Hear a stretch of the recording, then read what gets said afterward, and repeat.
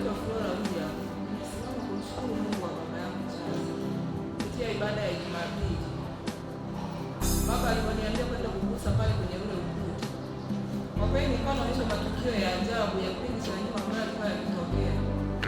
Nikawa naonyeshwa siku tukiwa kwenye ibada ya mazishi ya baba yangu mzazi, wakati tumekaa pale kwa ajili ya ibada, kuna mtu alikuja nyuma yangu nikiwa nimekaa, akawa amenishika kwenye kiuno hivi, akawa ameninyanyua pale kwenye kiti. Yaani nilipata taharuki, nikajiuliza hii ni hali gani nikiwa pale pale. Kuna mtu akawa amenisaidia nitaka kudondoka, kuna mtu akaja akanisaidia akaniweka sehemu pale nimekaa.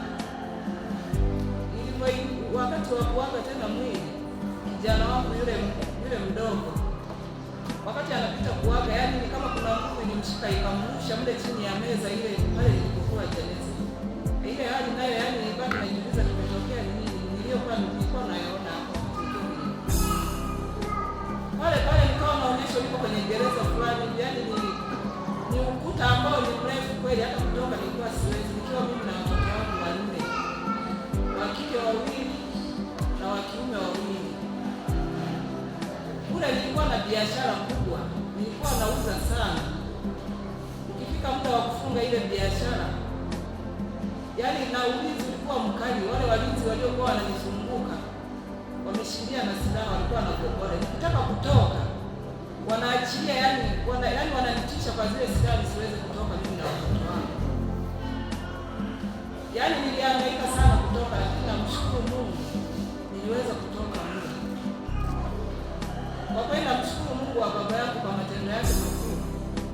Ila nikawa naonyesha mle kwamba binti yangu yule mkubwa aliyoko Dar es Salaam hawezi kushika mimba akakaa nazo, kwa sababu ni kifungo ambacho wameshamfunga, na kwa ile tatizo linakuwa linajitokeza kila akishika ujauzito na analipika. Ila namshukuru Mungu wa baba yangu mzazi kwa kunionyesha hali, namshukuru sana. Amen.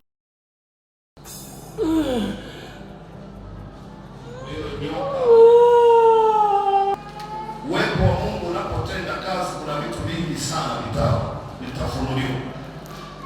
Nataka uende hapa ukaguse huo ukuta huo.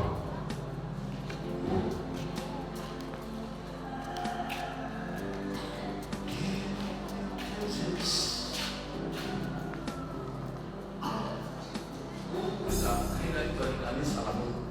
Bwana asifiwe. Lakini wale walio wanasema kanisa la Charles.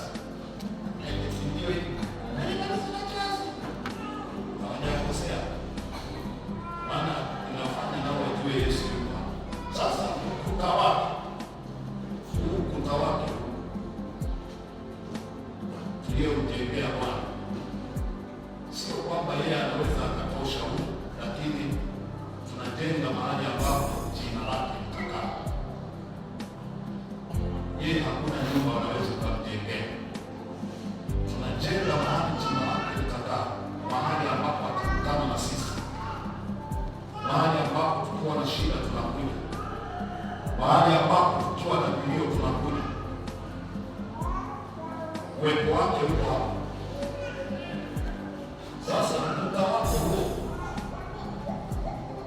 kwa sababu yeye kuna maana ukuta huo nao kuna Mungu. Bwana Yesu asifiwe. Huu ukuta huo unaoona umejaa Mungu, yuko hapa, Yesu yuko hapa, Roho Mtakatifu yuko hapa, na kila kilichoko hapa yeye anakuwa ametawala. Sasa nataka tuone kile kitakachofanyika kwenye ule ukuta.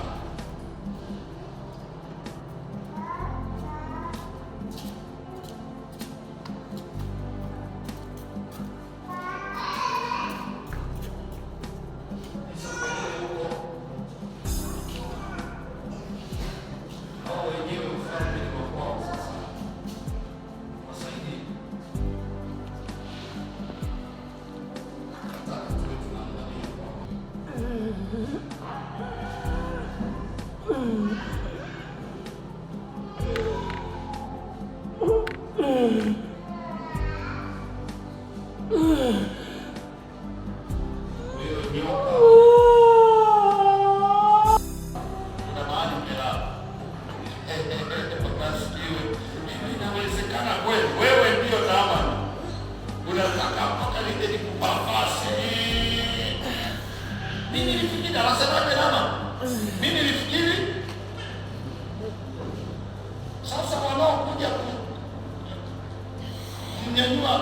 kule nje.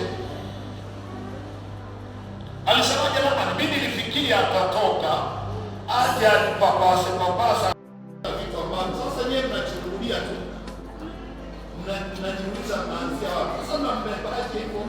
Mnyanyue huko kwenye mikono, anatembea kwa miguu yake.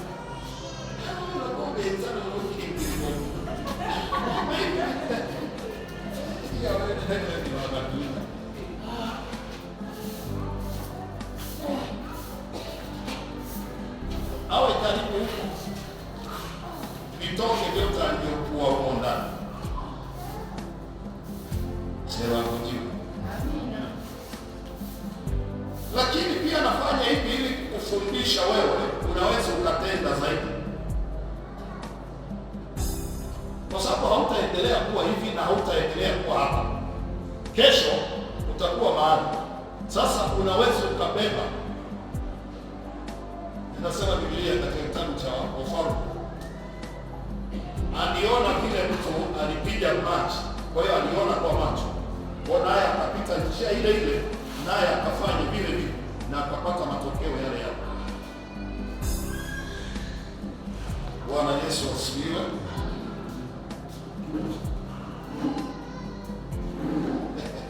Watu wanajiuliza hapa nilipo mimi, jambo hilo ni jepesi machoni pa Bwana.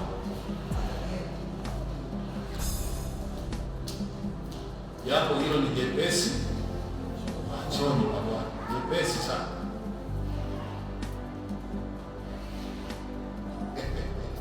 Haya, mtu mwingine aje atuambie ni nini Yesu